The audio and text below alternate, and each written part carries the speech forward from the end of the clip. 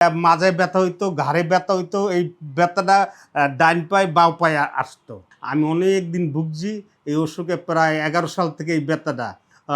14 দিন আসছিলাম, 14 দিন আমি সম্পূর্ণভাবে সুস্থ হয়েছি, আলহামদুলিল্লাহ।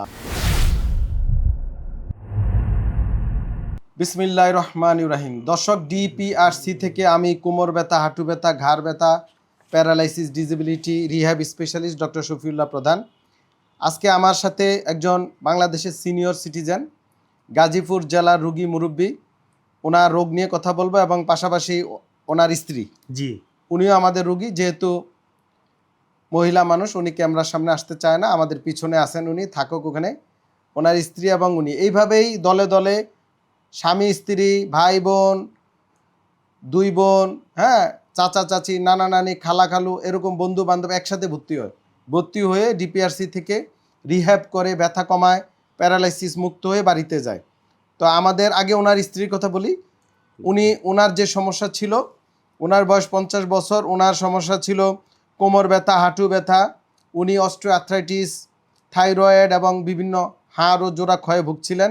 দুজন একসাথে আসছে না? জি জি। আচ্ছা, গেল ওনার স্ত্রীর কথা। আর ওনার নাম হয়েছে মোহাম্মদ হারুন। উনি গাজীপুর জেলার রুগী। ওনার কাছ থেকে বাকি ডাটা আমি ওনার কাছ থেকে নিব। উনি আমাদের কাছে যে সমস্যা নিয়ে আসছিল, কোমর ব্যথা, ডান পায়ের দিকে ব্যথা যাইতো, হাঁটু ব্যথা ছিল, আরও জোড়ায় জোড়ায় ব্যথা ছিল। তো আমরা যে রোগ নির্ণয় করেছি PLID, ঘাড়ে এবং কোমরে ডিস্ক প্রলাপস আছে এবং ক্ষয় আছে, হাঁটুতে অস্টিওআর্থ্রাইটিস ক্ষয় আছে, এবং উনিও থাইরয়েডের রুগী। ওনার কিছু রোগ আগের থেকেই ছিল, থাইরয়েড এবং উচ্চ রক্তচাপ। এবার ওনার মুখে আমরা শুনি। বলেন মুরব্বী, আপনার নাম বলেন, পরিচয় দেন। আপনি বাড়ি কোথায়, ওটা একটু পরিচয় দেবেন। বিসমিল্লাহির রহমানির রহিম। আমার বাড়ি গাজীপুর 27 চৌরাস্তা বাজার, তিলেরগাতি রোড। আমি অনেক দিন ভুগছি এই অসুখে, প্রায় 11 সাল থেকে এই ব্যথাটা। এখন আপনার এই ক্লিনিকে আমি সুস্থ হয়েছি। 14 দিন আসছিলাম, 14 দিন আমি সম্পূর্ণভাবে সুস্থ হয়েছি, আলহামদুলিল্লাহ। মানে আপনার কি কষ্ট হইতো এটা একটু বলেন। এটা মাজায় ব্যথা হইতো, ঘাড়ে ব্যথা হইতো, এই ব্যথাটা ডাইন পায়ে বাও পায়ে আসতো, চলে যাইতো। হ্যাঁ। যে আপনি কত সাল ধরে কইলেন? 11 বছর? 11 সাল থেকে। 11 সাল থেকে তো অনেক বছর হয়ে গেছে।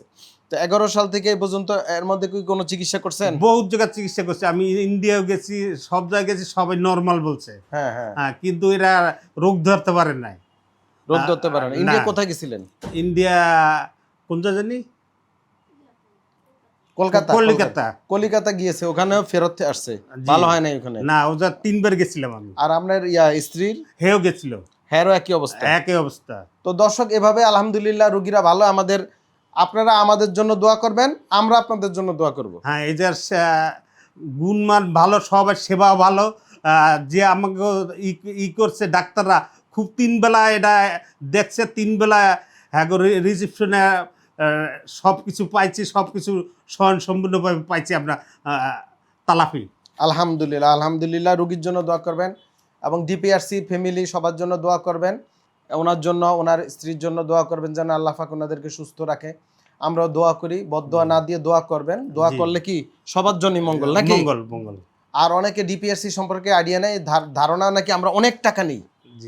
এমন কোনো ঘটনা এখানে ঘটছে না? তো এটা অনেকে মনে করে, না জানে, ভুল চিন্তা ভাবনা করে। চিকিৎসা ব্যয় অনেক বেশি, এটা ঠিক আছে, শুধু বাংলাদেশ না, সারা বিশ্বে। কিন্তু সেই তুলনায় ডিপিআরসি যে চিকিৎসা, যে মান, যে সেবা আমরা দেই, চেষ্টা করি, আলহামদুলিল্লাহ, সেটা প্রতিটা রোগীর ক্ষেত্রে সহনীয়। আমার এখানে ভিক্ষুকও আসে চিকিৎসার জন্য, ভিক্ষুকও আসে, মন্ত্রীরও আসে, হ্যাঁ, এমপিরও আসে, বড় বড় গভর্নমেন্ট কর্মকর্তাও আসে, ব্যবসায়ীরাও আসে, আবার রাস্তার ফকিরও আসে। সবারই চিকিৎসা আমরা দিই, চেষ্টা করি যেন সবার চিকিৎসা দেয়া যায়। সবাই ভালো থাকবেন। আসসালামু আলাইকুম ওয়া রাহমাতুল্লাহি ওয়া বারাকাতুহু। আসসালামু আলাইকুম। ডিপিআরসি লিমিটেড, আস্থা, বিশ্বাস ও নির্ভরতায় অবিচল।